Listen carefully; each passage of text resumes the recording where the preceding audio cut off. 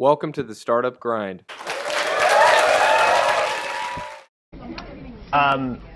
Welcome everyone to the Startup Grind. Let's all give a big hand to Greg Robinson coming out, 4490 Ventures.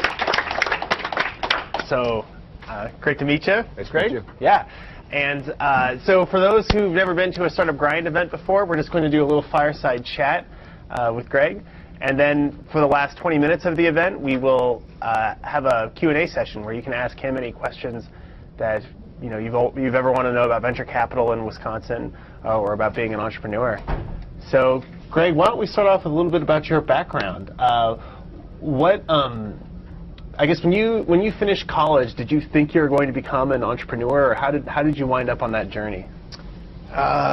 No, I originally thought I was going to be, some type of corporate attorney or something like that until I got an internship at a law firm and realized that would have been a terrible decision. So very quickly recalibrated the whole plan and kind of went back to what else I knew, which was just kind of more on the business side and on the tech side. And so right out of school, kind of just found myself in technology, primarily in software. And that's kind of where I luckily landed and developed a passion for that over the years. But it was, originally long-term plan was originally to be more on the law side, which would have been a huge mistake.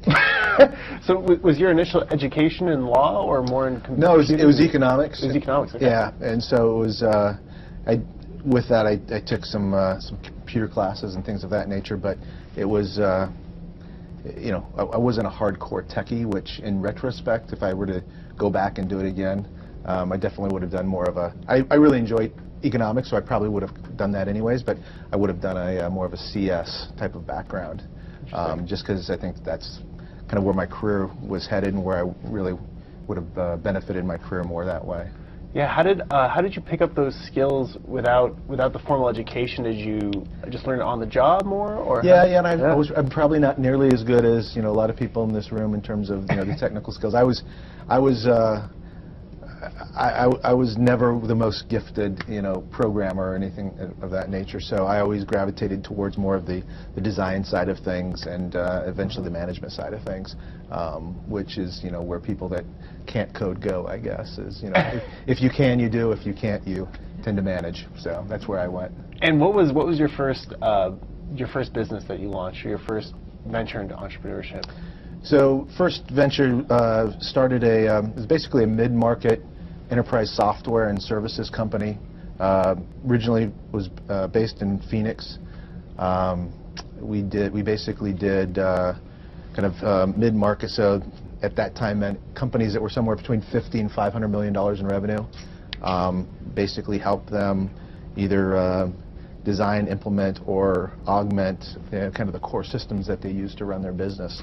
And so I was probably 4 years out of school when I launched that with a partner. We built that up and eventually sold it to a company that just gone public. It was a company out of the Bay Area, and so good timing, and we ended up selling to them and spent a couple of years there, and that was really kind of the first foray into entrepreneurship. So your first foray was a success, it sounded like. I think it was a success, but it was, I don't think I necessarily knew what I was doing. I didn't know what I should be doing. It was one of those things where we worked hard, kind of right place, right time. Somebody valued what we had done and ended up compensating us for it. So that was great. In retrospect, I don't think I realized how naive I was. I didn't know what I was getting myself into, how hard it was going to be, what the probability of success and failure was. It's probably good. I probably wouldn't have done it if I would have really known and appreciated it. But it ended up being a great experience, a great process, and it really makes me appreciate what everybody, all the entrepreneurs that go through that I'm lucky enough to be a part of. Really helps me appreciate the highs and the lows that they experience kind of on a day-to-day basis. Yeah. How did it sounds like you eventually got those lessons, though, one way or another. Yeah. I mean, you learn through the school of hard knocks, which is what most of us do. We make a lot of mistakes, and hopefully they're not big mistakes or fatal mistakes, and we can recover from them. So I picked up a lot of them, the first time around, and then, I've been investing for the last 12 years on the venture side, and clearly you learn at a different pace and from a different perspective, but you still can continue to learn and grow. And I'd say, I've probably honed my education that way, but it's through a kind of a different vantage point. It's one row removed. It's more from a coaching perspective versus a player's perspective, and so you get a different appreciation and a different experience. But it's you can still glean a lot of the same, experiences and whatnot when you see enough teams, opportunities. You start to see patterns and things of that nature. Yeah, what's the biggest pattern you see from your experience as a venture capitalist and watching those early teams? There's a bunch. I think that the easy one is probably, everybody always underestimates how hard it's going to be, underestimates how long it's going to take, and how much money it's going to require. Yeah. And so typically you don't end up having enough time or money to really execute what you want to do when you kind of realize what you've done wrong and how to fix it and then get it right. So there's that first piece of just, I think that's what makes entrepreneurs special, is there's a kind of a blind enthusiasm for what they're trying to do, and so they go out and they do it, but a lot of times they just don't know how long it's going to take and how hard it's going to be. And the more senior guys that you see, the guys that have been through it, 2, 3, 4 times, they tend to have a much more realistic expectation of how long it's going to take, the skills required, the money required, and so they're just able to articulate and plan better than some of the younger folks. The younger folks tend to be very enthusiastic and work like crazy, try to make up for some of those shortfalls, but that's probably one of the first things kind of right out of the gate that most people make. I see. And do you feel like you're, so what motivated you to transition from founding businesses to really getting more into venture capital and going from tech startups to venture capital? Yeah, honestly, it was the fact that it was a couple things, I guess. First being, I really didn't have a great idea for number 2 in terms of the next project, and so I was kind of looking around there. And then I also realized that, after going through, the startup and kind of building up of a company, just how hard it is, how draining it is. And, this is kind of the coward's way out, but, I thought, well, if, can I still be a part of the ecosystem without being on the front lines? And that's a big decision.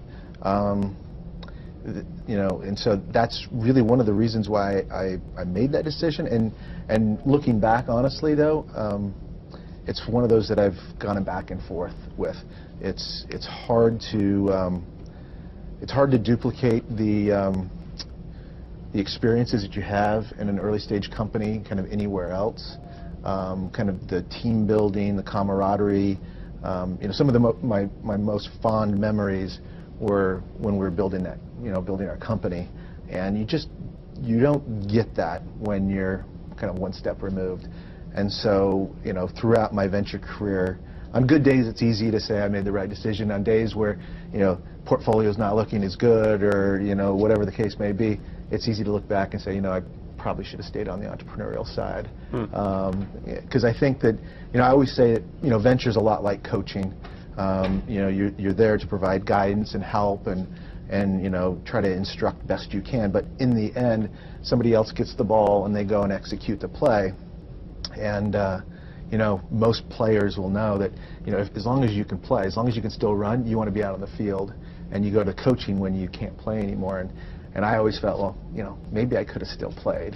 And so there's some, there's always second guessing yourself. But I always look at it, and like I say, venture's great. I can't complain about that. But when you hit it right with a company and things are growing and things are going right, it's it's kind of a special place to be. Yeah. So do you feel like your position, having already been an entrepreneur before you went into venture capital, How did that influence the kind of advice you gave, or at least the perspective you took to your ventures? Well, certainly, I'd say it differs whether you're on the West Coast or East Coast in terms of the backgrounds of most people that are in venture. I mean, the East Coast folks tend to be much more financially oriented people, less operators, in the reverse on the West Coast. The West Coast tends to be filled with people that have done it before, built it, and have then gone on the venture side. So it kind of depends on where you're from in terms of kind of what you normally see from an investor. But at least from my perspective, I tend to be, pretty sympathetic to the challenges of building a business.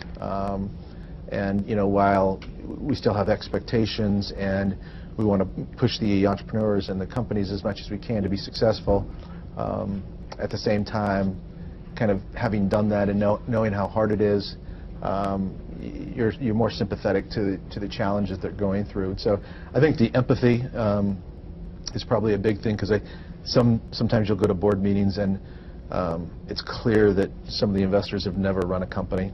The way that they treat the entrepreneur, the way that they make requests on the entrepreneur, just the general attitude towards the entrepreneurs, it's clear that they don't share that same empathy. And so one of the things I try to do is just be not sympathetic, because it's a hard job and demanding job, and you have to push people to be great, but you can be empathetic to the challenges that you're under. And you began in that West Coast culture, right? Yeah, in Silicon Valley. Yep. And you spoke a little bit about the East Coast culture. What do you find is the culture in the Midwest, or do we have kind of a settled culture yet? I don't know. I was just trying to figure that out the other day, because somebody was asking, how important is it to have operating experience if you go into venture, and I'm biased because of my background and because of where I've spent the last 12 years. So I just kind of have a vision of what I think works best. Having said that, there's lots of investors that don't have operating experience that do very well. But I haven't quite figured out. It feels a little bit more like the East Coast mentality, a little bit more of the kind of the financial types versus the operators. And I also think it depends on the earlier stage you go, the smaller the funds. So seed funds tend to be filled with operators. The later stage funds, the bigger funds, tend to be filled with more of your financial folks. And I think that maybe in the Midwest it tends to be geared towards more of the funds tend to be a little bit more later stage, maybe a little bit more risk averse, which means they're probably more financial types, versus the folks that are operationally oriented tend to be a little bit more aggressive in early stage, I think.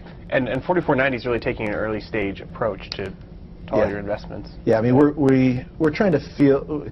The strategy was to fill the gap here in the upper Midwest, whatever that may be. And my best estimate at this point is that the biggest gap that's here is kind of the traditional Series A, which is kind of $3 to $5 million of first institutional dollars. Because the way I see it, at least today, is there's angel dollars here to be had. It's typically hard to raise, and entrepreneurs complain about how much time it takes and how frustrating it is, but it can be had. So I think a good company with a good team can raise $500,000 to maybe $2 million worth of angel dollars, and at that point you kind of hopefully what you have, and if you have something that feels like it's really going to grow fast and you need institutional dollars, then at that point that Series A is kind of where 4490 sits, where a company needs $3 to $5 million to really start to scale. And the reason why I think we fit there is because those are, I think, the hardest dollars to raise here, because Series A dollars, typically, if it's institutional dollars, it's harder to find institutions here, and bringing dollars from outside the area is very, very hard at that stage. The projects are still quite risky. The fortunes of the company can change kind of overnight, and for somebody that's thousands of miles away, that's very unnerving. And so I think that's where we can play, and we can provide play a strategic role doing that, with the idea that if we could help the companies with that money get to a Series B, which is it's probably more like a $7 to $10 million raise. The company's been de-risked, it's stable enough where those types of dollars can travel a little bit more easily. So if you talk to most of the guys on the different coasts, they'll say, yeah, we'll do Series A anywhere, but it's hard for us to really, it has to be perfect. But the Series B, that's a lot easier because those companies are probably, you know, several hundred thousand, if not millions of dollars of kind of revenue. It's a pretty good fit in terms of the product market fit. You've got a team that's at least 75%, so it's been de-risked quite a bit. And so it's much more of a risk-adjusted return for them, and they're more comfortable doing that. And it's pretty amazing, it seems like, with technology products. We talk about how interconnected the world is right now, but there's still a very strong local bias. Yeah. To investment dollars. Yeah, and it's largely due to the whole notion of with a startup, especially really early stage, is your fortunes can literally change from one week to the next. You can think that everything's going great, and the next week your one big customer tells you they're not going forward, and all of a sudden you're kind of out of business. And so this whole notion of wanting to be close to your companies that have kind of that very volatile situation, I think causes people to want to invest in their backyard by and large. And so a lot of people talk about investing nationally, and a lot of firms will do it. It's typically the major metros, which again is hard for folks in Madison or even in this neck of the woods. And then you tend to see most of those firms invest in kind of a little bit later stage companies. So 4490 has made a number of investments. Two. So far, two. Yeah, two. And two with one more on the way. Great. Yeah. And what has the experience been like so far with those companies? I mean, to the extent that you can talk about, I guess they probably came to you because they saw the same challenges that you just spoke about with finding local capital. And what was building those relationships like? Yeah, I mean, to be honest with you, I mean, two investments so far with one another went on the way is actually a pretty rapid pace in my opinion. It seems kind of crazy on some days, but because 4490 has only been around since. Well, really, I started March, but the fund really wasn't operational until I guess May. Yeah. So it's been a little over 6 months, 7 months. So it's been a lot of activity for a short period of time. Yeah, it's been good. I mean, everybody. I would say it's been good. There's still some segments of the market that, I don't mean this to be critical, but they just don't quite get it yet. Mm-hmm. They don't understand kind of the purpose of kind of a high growth. How to build a high growth business, what goes into it, what are the trade-offs, and kind of how to build a partnership to be able to do that. And I would say it's the minority, luckily, and I think there's a whole bunch of folks in the ecosystem that do get it, and they've been the two particular CEOs that we've backed so far are younger guys doing kind of interesting companies that are growing quickly. But in a capital efficient way, which is one of the perks of having a company in this part of the country. You don't have to struggle with the cost structure of a Bay Area company or whatever the case may be. But so far it's been really good. The CEOs have been great to work with. They've been thoughtful. They've been really focused on making the dollars that were invested in their companies last as long as they can. In fact, with both companies, they both have thought very long and hard about how do they extend the initial runway that we thought we had, farther. Just knowing that money is hard to come by, and they want to make sure they hit the milestones we set out to hit, plus a little bit of a cushion in case something unfortunate happens. And 4490 takes a board seat with those companies, right? Yeah. So we've taken a board seat with both of those companies, and our model really is, like in the perfect scenario, we want to do Series A investments where we co-lead with somebody else. So if they raise 3 to 5, we would do half of that. Hopefully, bring somebody else in to do the other half, and we help price the round, lead the round, and take a board seat. We will do some things kind of outside that sweet spot. We'll probably do a few things that are maybe a little bit before a traditional Series A, and we'll probably do an opportunistic something else a little bit later that would fit in our profile otherwise, but maybe it's just a little bit more mature. And those probably represent companies that, had we been in business when they were raising money, we would have funded, but being that we weren't around 2 years ago or 4 years ago, we weren't there to be able to participate. Yeah. So is it hard to find co-leaders, or what's that experience like? Yeah, I mean, even in the Bay Area, it's hard because there's 100 reasons why a company won't get funded, and you only need one. And so, two firms with the same strategy can look at an attractive company and come to radically different conclusions as to whether it should be funded, whether they should fund it, what the valuation should be, all of that. And so it's one of those things where it's amazing that anything gets funded, just because there's the probability of finding something to not like about it. So it's hard even in an ecosystem where there's a lot of investment opportunities and there's a lot of co-investors. And so you ratchet all of those numbers back, and there's a fewer number of opportunities, and then there's certainly a lot fewer number of co-investors. But one of the things that we're really trying to do is to develop kind of that Rolodex of co-investors locally that want to invest in Madison. I think there's a lot of people that look at Madison and they come away impressed with the whole potential of the ecosystem. They haven't invested here, but they want to.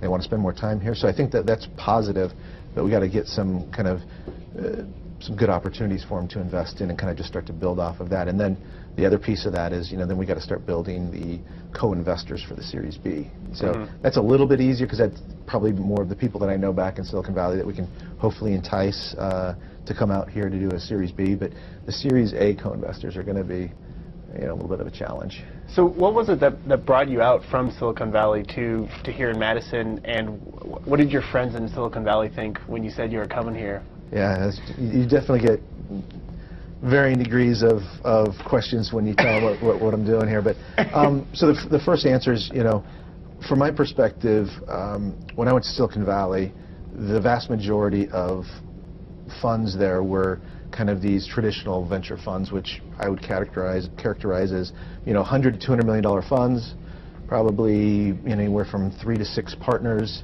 and they were doing early stage capital efficient investing. And then you had a small group of kind of these large funds, we call them mega funds back then. They were like $500 million, and those were the funds that had been around a while longer, that had some success, and they had kind of gravitated towards kind of bigger funds and bigger partnerships. So there was a few of those. And over the last 10 years, what you've really seen, and I think it's largely driven by kind of the dynamics around funding early stage companies, is you've seen basically most of the capital going really, really early or really, really late. And so you have this huge growth in seed funds. And so these are typically anywhere from $10 to $50 million funds. Typically, ex-Google exec who has a bunch of money and pulls a bunch of his friends' money together, and they start doing some seed investing. And they do pretty good sized checks. They'll write couple $1 million checks. And that's a lot for a company nowadays with the cost of infrastructure being driven down so low. And then on the other end of the spectrum, you have the $500 million funds have grown into $1 billion funds, grown into these kind of platform plays. And so the vast majority of the dollars now that go into the asset class kind of go into these really big funds doing huge checks, or you have a bunch of seed funds, and there's a whole class of funds that were kind of the staple of the business. They're having a hard time attracting money, and I think that's largely due to the cost of starting a company is much lower, and so seed fund could actually be fairly efficient doing that. And then if you look at the cost of building a business over time, it's actually grown, and so. What used to cost, maybe, $50 million now costs actually $100 million because the cost of building, recurring revenue models and stuff like that, while they're great when they scale, they take a lot of money. And so companies take a lot less money in the front end, and they take more money overall. And so it kind of you can kind of understand why the pools of capital have gone where they have gone. So from my perspective, I realized I either needed to go to a seed fund or I needed to go to a bigger fund, because where I was going was just not where the market was. And I liked doing what I was doing. I also felt like Silicon Valley was growing to a point where it was kind of getting away from what made it great, 20, 30 years ago, in terms of the culture and the capital efficiency and all that. And with the advent of technology being what it is today, that you can have a workforce that works remote, that you don't have to have a big infrastructure built up. More and more of these places like Madison and like Salt Lake and Boulder and places like that can now compete much more efficiently and effectively than they did, prior generations. And so, my thesis was that if you have a place that people A, want to live or move to, and B, has typically a very good educational foundation, that those places will have enough smart people constantly moving there, that they'll be potentially a very vibrant place for people to start businesses, and those places will be hotbeds for technology opportunities. And so from my perspective, I thought that moving to one of these secondary markets would be really interesting to be able to do capital efficient, kind of classic venture capital, versus going to a really big late stage play, which didn't really interest me that much. And so even before I decided to come to Madison, I had made the determination that the next chapter of my career, if I was going to stay on the venture side, was going to be move to one of these secondary locations and kind of build the next generation of the funds that I was involved with to do that. So why Madison of all these cities? You mentioned Boulder and Salt Lake. Yeah, I had that same question. So I'm not from the Midwest, and so my original thinking was looking at kind of cities that I was more familiar with, that I had invested in before. So we had invested in a couple of Portland companies, Seattle companies, Salt Lake, Phoenix, Boulder, and all of those markets I knew reasonably well. And really what I was looking for was a place that people wanted to move to, that had a really good workforce, was capital constrained ideally. That's purely from a selfish VC perspective, because less competition, which is good. But then also had a vibrant kind of tech scene. And so yeah, I did look at the first couple cities that I looked at were really more the Portland and the Salt Lakes, the Boulders of the world, because that was the world that I knew. And to be honest with you, I didn't consider anything really east of the Rockies, because it just wasn't my world. I was on the West Coast, and the story behind 4490 is that the two groups that ended up funding 4490 actually came to me and said, "Hey, we've got this great idea. We think Madison's the next hot area, and we think we need more venture capital there, and we need to be able to entrust this money to somebody. We think you might be that person." And our first call was, I totally buy into what you're doing. I've heard great things about Madison. You're probably right. I'm probably not your guy. I've never been to Madison. I wouldn't know what to do there. But I totally buy into what you're trying to do. I think you'll be successful, but I'm probably not your guy. And so we had a couple of other conversations, and they were, to their credit, very persistent, and finally convinced me to come out to Madison and spend some time here and get familiar with what was happening. And my first, after spending some time here, I kind of bought into the fact that the kind of the natural underpinnings, the natural kind of ingredients that you need to be successful are here. It's still really, really early, but that kind of intrigued me.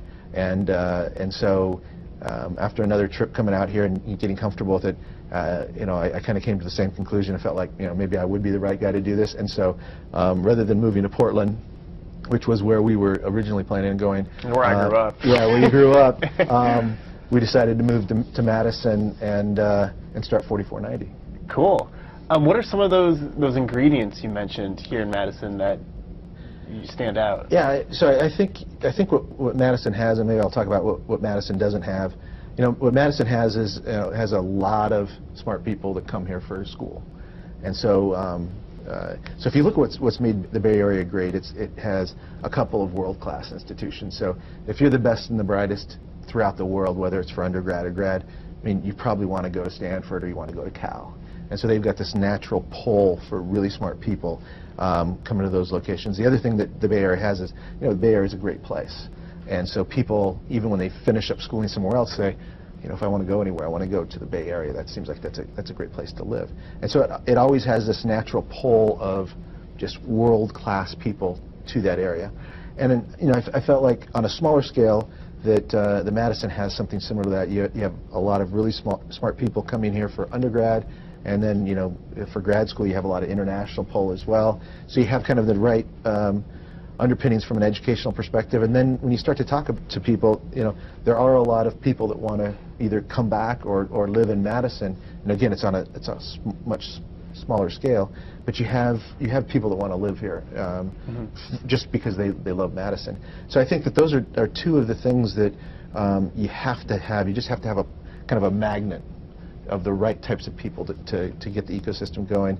And then I think, aside from that, you have to have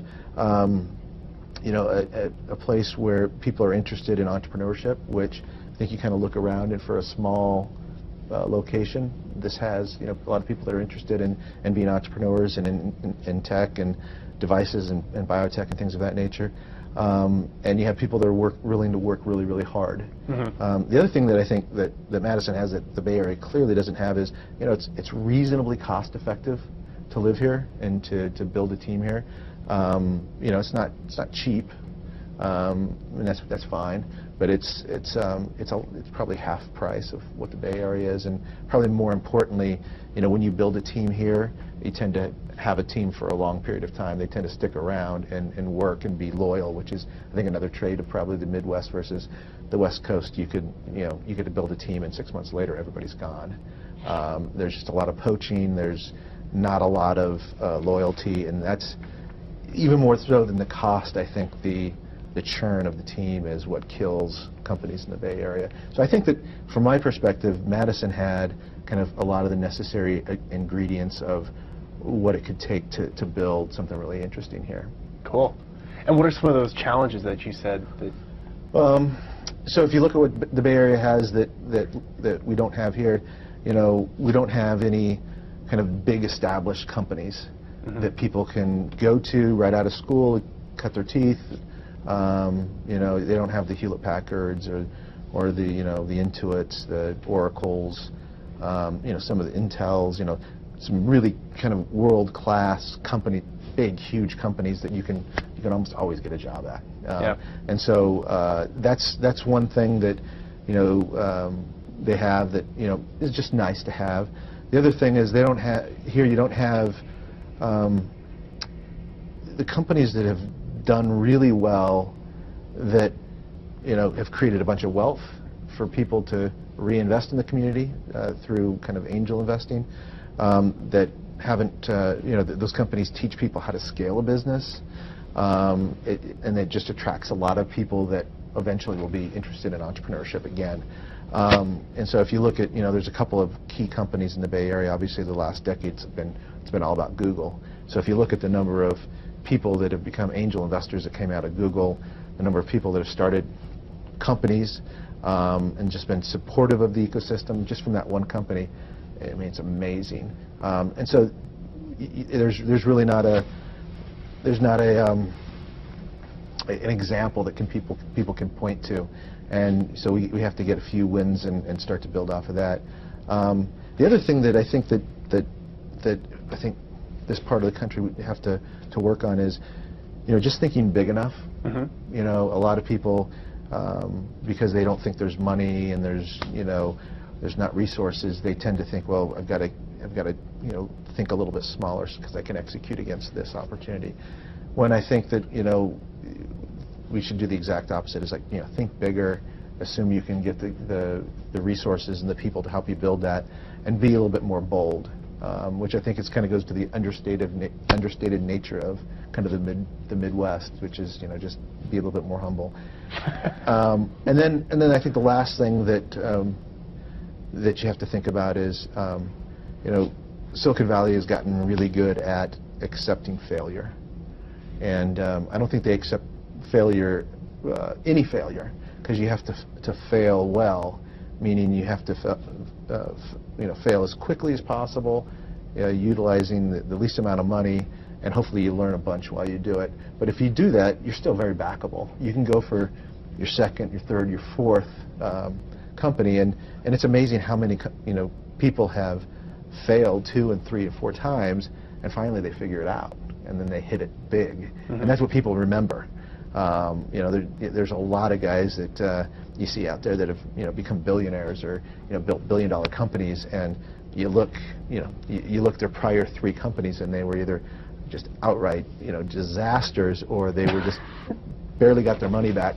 And so people are okay with that, and I think that in a lot of areas it's there's no way I'm going to lose my investors' money. There's no way I'm going to give up on this project. So I'm going to do whatever it takes to make it right, despite the data telling me otherwise. I see. And from my perspective, the best thing that can happen is you figure out very quickly whether your project's going to work. If it is, then let's double down and get it to grow fast. If it's not working, that's okay too. Let's just figure it out very quickly, and then let's free up the capital and the people to go do something else, because it may be a very capable team that's locked on a very bad project, and nothing good is ever going to come from that. But if you can basically free up that team to go do something else, maybe they get into the right vein of opportunity and they can run with it. And so I'd like to see people continue to be, as an entrepreneur, it's a really fine line, because you have to be just focused on making this work and be very pig-headed and kind of ignoring the critics. And then at the same time, at some point, you have to listen to the data and see if it's telling you that it's not working. And so I don't know how to clearly articulate that to be able to tell people, okay, this is when you need to be able to turn off the can-do attitude and be a realist. But I think you have to be self-aware enough to always be willing to do whatever it takes to be successful. But at the same time, look at the data and be reflective and self-aware enough to kind of say, okay, I'm seeing the writing on the wall. This isn't going to work. Let's do something else. And with the companies you invest in, you can help with that too, since you're on their board, and yeah, and even from my perspective, I know that lesson. I talk about that lesson. It's really hard to do. It's really hard to tell a team that it's not working. We need to find a home for this, or shut it down, or whatever the case may be, because you've got a lot of emotion, you got a lot of dollars, you got a lot of hours tied up in these things. And so I try to. But even for me, it's really, really hard. There's a lot of emotion involved. There's a lot of dollars involved.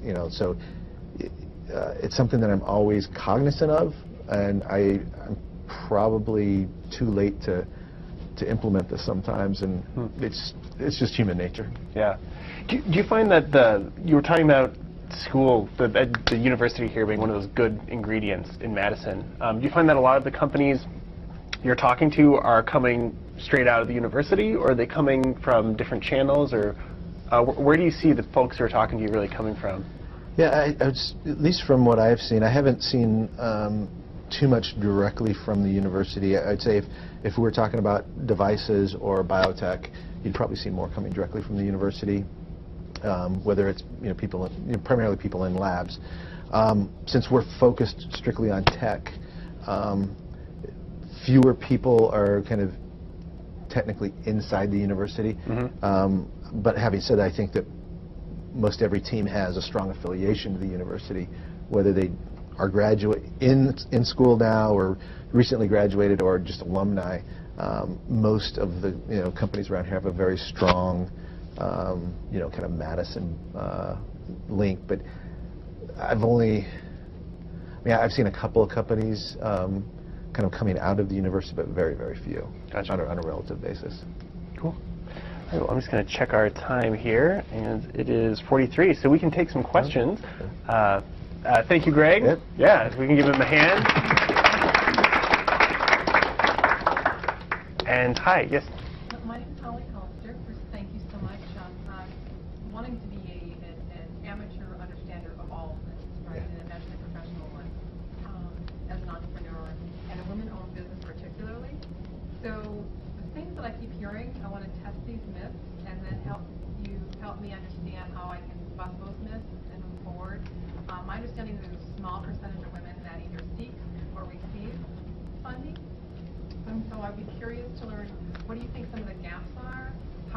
getting in our way, and how can we prepare to be, considerate, or at least not think of Wisconsin as not having any funding or resources, and especially since we're a women-owned business, we're not even in the law. Yeah. Well, I think, it's, this is a broad generalization. I hope I don't get in trouble for saying this. I just think that men are innately much more overconfident than they should be, and women tend to be probably a little bit more self-aware and tend to be, less confident. And I mean that in a positive way. From the women are just much more in tune with kind of reality.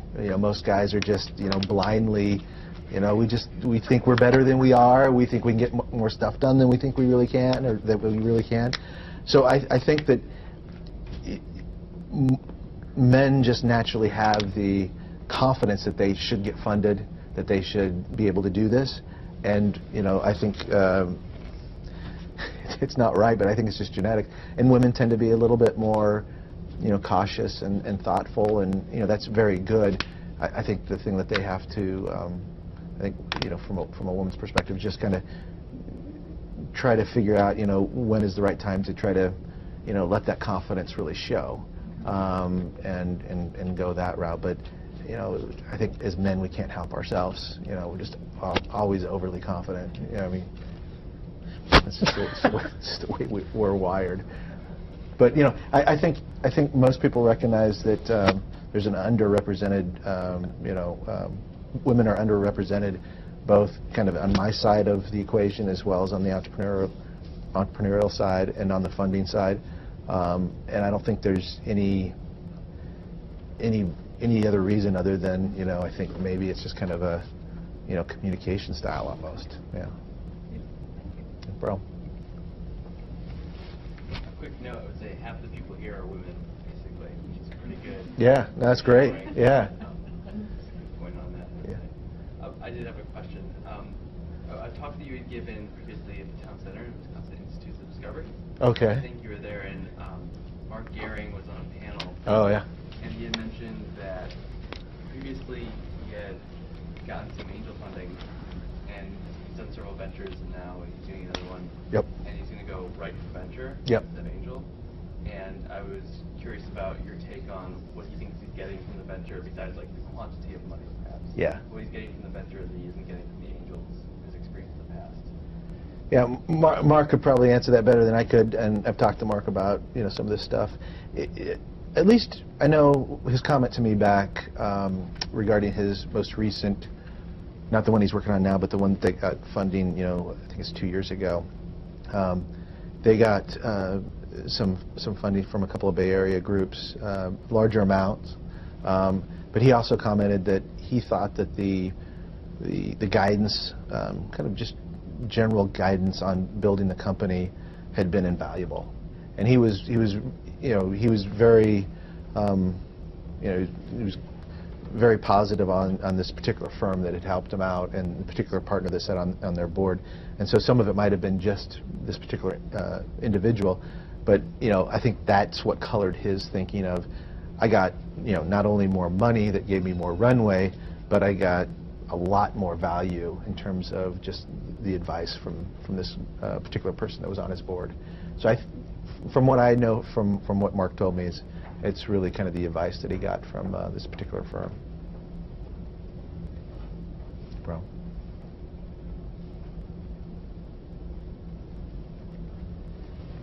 In the back. Greg, you got here in March, right? Yep. That's usually the end of our winter. How did it go this last spring? Since we were kind of still in the middle of our winter. Yeah, yeah, winter went on for quite a while. It was longer than the winters we have in California. It's the transition's been kind of interesting, and we're still kind of in the process of making that transition. It's been interesting going from a place that basically has maybe a season or a season and a half, kind of California's kind of in perpetual springtime, to some place that has 4 seasons and kind of all the things that go along with it. But the transition, both from a personal and professional perspective, it's been a fun one. It is very, very different here than California, and California, for all the good things it has, it has some some things that are a little bit more of a challenge. So in some ways it's nice to be somewhere else, but there's other things that we miss. But it's been great so far being here. We've had a good time. Hopefully we don't have any more polar vortexes, though. That's what I'm hoping. Oh, is that right? I was downstairs around the door, so I apologize if this was touched on earlier. But I guess I'm just kind of curious to know, like, the process of vetting the good ideas from the bad. I mean, do you get 1,000 emails a day from potential investments, or do you go out and try and find them yourself? And kind of, what are you looking for? You know, how do you separate the good from the bad, or what are you looking for? Yeah, so there's no one way to find an opportunity, and so you're always kind of looking out to kind of not only market the fund to make sure that everybody knows about what you're doing, but also kind of fielding inbound leads. But I mean, really, what you're trying to do is develop relationships with people so that when they have a promising project that they're ready to get funding for, that you're kind of the first person they call. That's kind of the best case scenario for me. And so usually that means that you're developing a relationship with that person over a long period of time. Sometimes it's with people that aren't even at a company yet. It's just people. And because it's a people business by and large. It's a long-term business, and so sometimes something doesn't happen for a few years or even a decade, but something will eventually happen. So from my perspective, my job is to get out there and to meet as many people as I can, and you get to know them, and then to clearly articulate best I can what we're looking for, and then help them understand where they fit relative to that, because it's in my best interest to make that kind of that matching process efficient as possible, so that I can get out and meet as many people as that would be a good fit. But a lot of what I do has nothing to do with finding a deal today or the next quarter or even next year. It's really just if I can meet smart people doing great things, and the current project may not be of interest at all, but if you like that person, you can follow them and help them find their next job or get them plugged in somewhere else, and it can lead to other really good things. And it's all about that network. And I guess to answer your last question, it's like I'll get kind of cold opportunities and stuff like that, but as I just said, this is all about kind of the network and knowing people, and so I don't think we've ever really actively pursued anything that kind of came in cold. It's always been, somebody that knows somebody that says, hey, I worked with Greg before. Greg's fantastic. He's got a new company. You should really take a look. And it's always kind of that warm introduction and kind of, just one step removed in terms of relationships that end up being kind of the best source of opportunities. And so that's kind of the fun thing about the business, is it is very personal. And it's much more at the human level versus later stage stuff tends to be, it's all about the company, it's all about the metrics, it's all about the financing. Early stage stuff, it's all about the individual and the team and kind of the vision and things of that nature. So just looking at the audience, it looks like there might be a lot of sort of beginning of their career type entrepreneurs here, and I'm curious if you have any advice for how folks should approach angels so that they're well positioned to come to a group like yours, following follow-on investment or a Series A after that, and maybe just like maybe a little bit of your experience with constant angels versus Bay Area angels, and how we should think about that. Yeah, I mean the difference of the angels,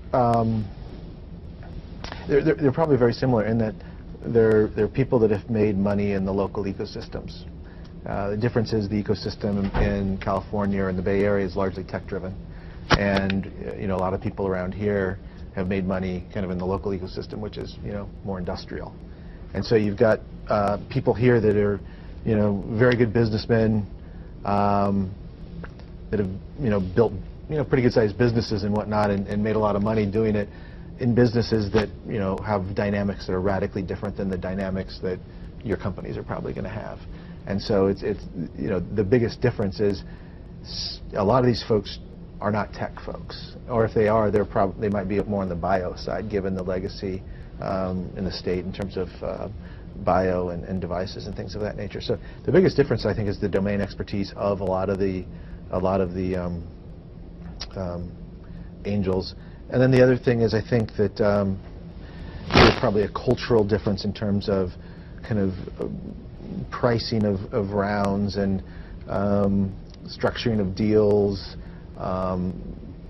People I think the angels in California are probably much more, I'd say, entrepreneurial friendly, both in terms of valuation and deal terms and things of that nature. Here they tend to be a little bit harsher, and that's very limited experience working with them, but that's what I've seen. And the last question I think you asked was, how do you work with the angels to make sure that you're kind of optimally positioned if you want to raise kind of venture dollars? And the thing you just want to do is just make sure you don't do anything too terribly weird in your docs, where you have some type of weird preferences, or pricing gets all goofed up or anything like that. And so to the extent you can use kind of standard documents and not deviate too far from that. And then the other thing is probably just try not to raise too much angel money. My recommendation is that ideally you raise call it $500,000 to $2 million, and hopefully at that point, if you use that money prudently, you should know if you have a business that you should try to cash flow from that point, and just that's the type of business it is, and that could be fine, that could be great, or whether you've got something that really warrants taking a bunch of money and trying to scale it, and that's where you typically talk to someone like me. I think people that continue to raise angel money, kind of get into that situation we talked about, where maybe the project isn't really working out because it's not working out so well that you can raise more money somewhere else, but the guys on the inside don't want to let it go, and so they kind of continue to fund it. And those are the situations where you end up raising a lot of angel money, and maybe that wasn't the best interest. Sometimes there may be reasons to do that, but that's probably the things you need to kind of be thoughtful of. Any further questions for Greg? I can really relate to what you were saying about people not really understanding or being as supportive of entrepreneurs here, Yeah. because my family does not get it at all. And most people that I talk to don't get it either.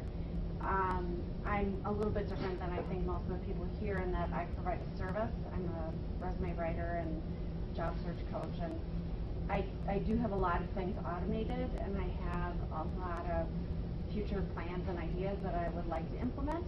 But what I'm struggling with is finding the expertise to put it together for me, because I don't even know how to code. Like I'm more of like the idea behind it, I guess. Yep. And so I'm having to subcontract a lot of my work, and that's really expensive. And so finding the capital to fund that is really challenging. And I've seen people on the coast in my industry do it successfully,